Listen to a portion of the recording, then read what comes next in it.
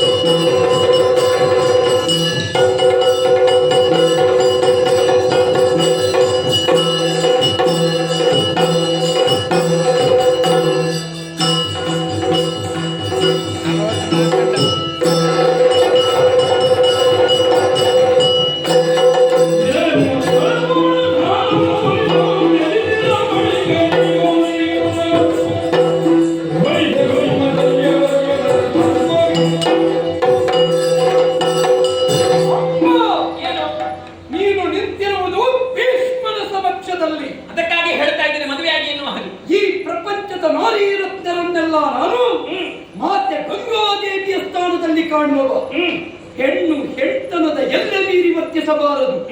ಇದು ನಾವಾಡಿದ ವಚನವಲ್ಲ, ವಿಶ್ವಾಮಿತ್ರರು ಆಡಿದ್ದು, ಶ್ರೀರಾಮನಂತಹವರು ಅಂಗೀಕರಿಸಿದ್ದು. ಆದ್ದರಿಂದಲೇ ನಾಟಕ ಸಂಹಾರ, ಮಿಕ್ಕವರಿಗೆ ಶಿಕ್ಷೆ ಆದ ಕಥಾನಕಗಳು ನಮ್ಮ ಕಣ್ಣ ಮುಂಭಾಗದಲ್ಲಿ ಕಾಣುತ್ತಾ ಇವೆ. ನೀನೊಬ್ಬಳು ಕಾಶಿ ವಿಶ್ವವಿದ್ಯಾನಿಲಯದಲ್ಲಿ ಕಲಿತ ಹೆಣ್ಣು, ನಾಚಿಕೆ ಆಗಬೇಕು. ಯಾಕೆ? ವಿಶ್ವವಿದ್ಯಾನಿಲಯದಲ್ಲಿ ಕಲಿತ ಹೆಣ್ಣು ಮಕ್ಕಳು ಸಮಾಜಕ್ಕೆ ಸಂದೇಶಕಾರಕಿಯರಾಗಬೇಕು. ಆದರೆ ಸಮಾಜವೇ ಮುಖ ಎತ್ತಿ ನೋಡದ ಸ್ಥಿತಿಗೆ ಒಬ್ಬಳು ಕಲಿತ ಹೆಣ್ಣು ತನ್ನ ವ್ಯವಸ್ಥೆಯನ್ನು ಮಾಡಿಕೊಳ್ಳುತ್ತಾಳೆ ಅಂತಾದ್ರೆ ಅದಕ್ಕಿಂತ ಹೀನ ವಿಷಯ ಮತ್ತೊಂದಿಲ್ಲ. ನೀನೊಬ್ಬಳು ವಿದ್ಯಾವಂತೆ, ಮದುವೆಯಾದ ಮಾರನೇ ದಿವಸ ಮೊದಲನೇ ದಿವಸ ಸಾಲ್ವನಂತಹ ಒಬ್ಬ ಅರ್ಥಕ್ಷಾತ್ರನ ಕೈ ಹಿಡಿದಿದ್ದಿ. ಕೈ ಹಿಡಿಲಿಕ್ಕೆ ಮನಸ್ಸು ಮಾಡಿದ್ದಿ. ನೀನು ಯೋಚನೆ ಮಾಡಬೇಕಾಗಿತ್ತು, ಏನು?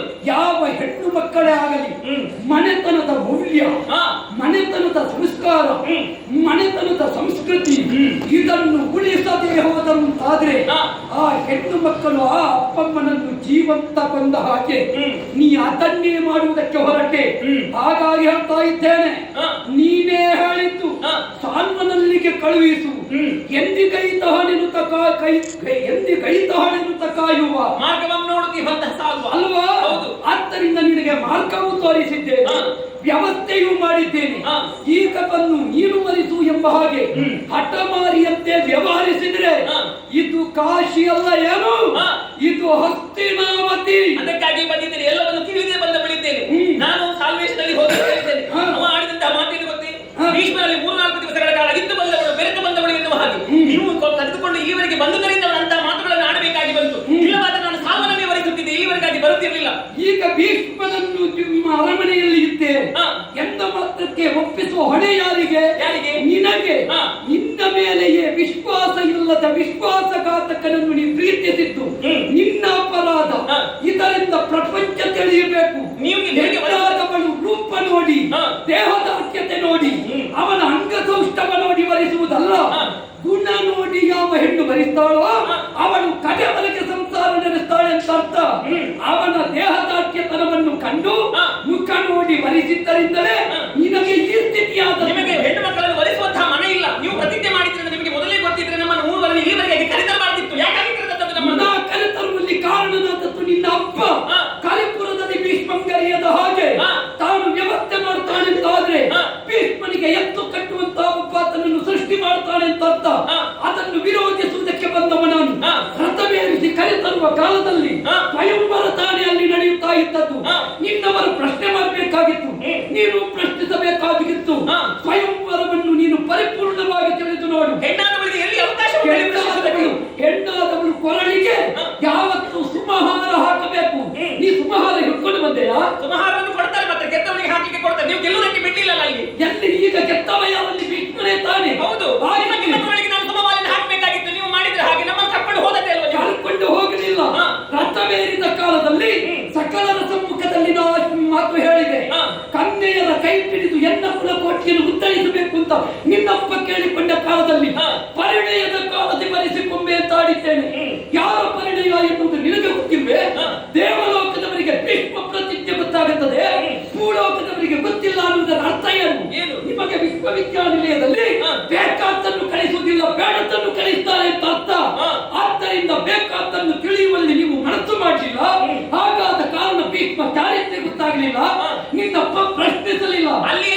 ನೀವು ಅಲ್ಲಿಯೇ ಹೇಳಬೇಕಿತ್ತು, ವಿಚಿತ್ರ ವೀರನಿಗೆ ನಾವು ಮದುವೆ ಮಾಡಿಸ್ತೇವೆ, ನೀವು ಈಗ ಬೇಕಾದವರು ಬನ್ನಿ, ಅಗತ್ಯ ಇರಲಿಲ್ಲ.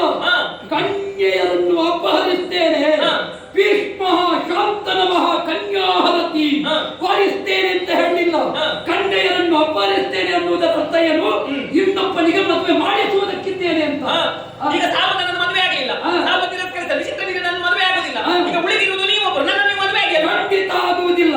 ನೀನು ಒಬ್ಬಳು ಜೀರ್ಣನಾಗಿ ಬರ್ತಾ ಇದ್ರೆ, ನಿನಗೆ ವ್ಯವಸ್ಥೆ ಮಾಡ್ತಾ ಇದ್ದೆ, ಹಠಮಾರಿಯಂತೆ ಭೀಷ್ಮ ಚಾರಿತ್ರ್ಯಕ್ಕೆ ಕಳಂಕ ಬಟ್ಟಬೇಕು ಅಂತ ನೀ ಕಾಯುತ್ತಾ ಬಂದಿದ್ದಾದ್ರೆ, ಇನ್ನು ನೀನು ನನಗಲ್ಲ, ನನ್ನ ತಮ್ಮನಿಗೂ ತಕ್ಕ ಹೆಣ್ಣಲ್ಲ.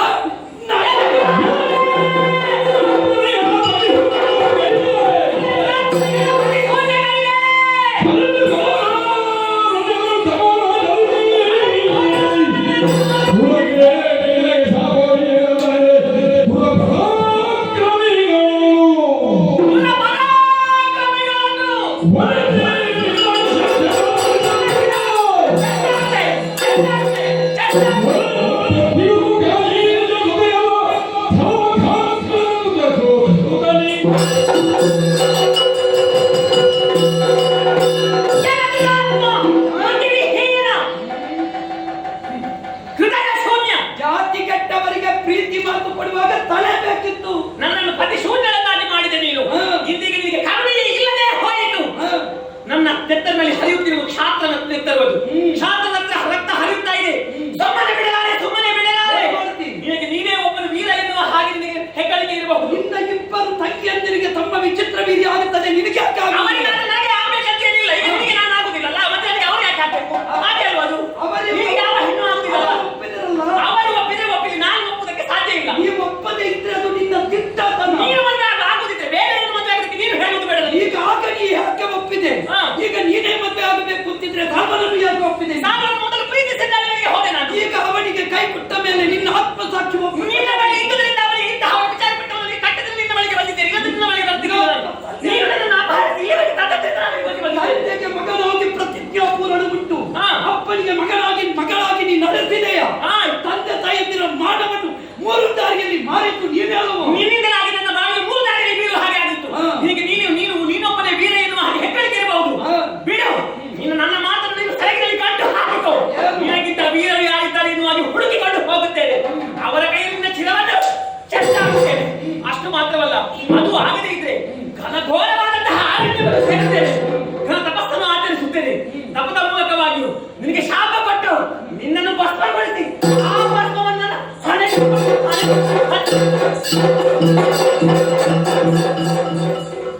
ಒಂದು ರೀತಿಯಿಂದ ನೋವಾಗುತ್ತದೆ. ಯಾವ ಹೆಣ್ಣಿಗೂ ಇಂತಹ ದುರ್ಗತಿ ಬರಬಾರದು.